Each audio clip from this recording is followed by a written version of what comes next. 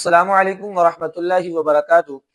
دوستوں، 18 جنوری 2026 بروز اتوار کراچی کے معروف و مشہور بلند و بالا تجارتی مرکز گل پلازا میں لگنے والی آگ پاکستان کے تاریخی سانحات میں شامل ہو چکی ہے۔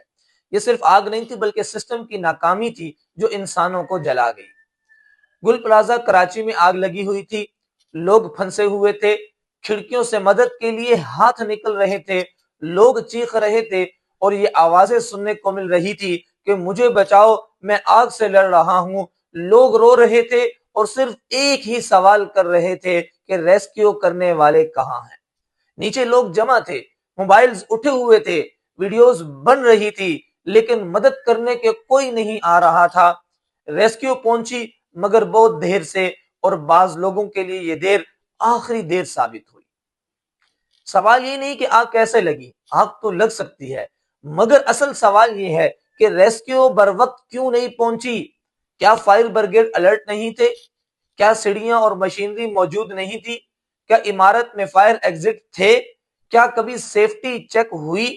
یہ صرف ہم فائلوں میں زندہ ہیں، حقیقت میں نہیں۔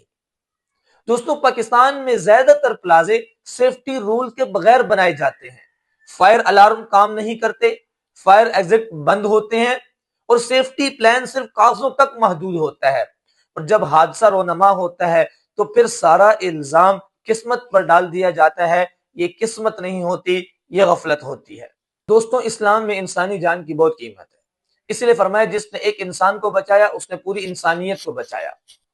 جب ایک نظام بر وقت مدد نہ کرے، جب ایک عمارت محفوظ نہ ہو، تو یہ صرف ایک انتظامی مسئلہ نہیں بلکہ اخلاقی اور دینی ناکامی بھی ہے۔ ہم ہر حادثے کے بعد روتے ہیں، پھر بھول جاتے ہیں، نہ کوئی ذمہ دار پکڑا جاتا ہے، نہ نظام بدلتا ہے، پھر کسی اور دن، کسی اور پلازا میں، کسی اور گھر میں وہی کہانی دہرائی جاتی ہے۔ یاد رکھیں، جانیں حادثوں سے نہیں جاتی بلکہ لاپرواہی سے جاتی ہیں۔ اگر آج ہم نے سوال نہ اٹھایا تو کل کسی اور کی باری ہوگی۔ اس لیے میرے دوستوں، میں سمجھتا ہوں خاموشی جرم ہے۔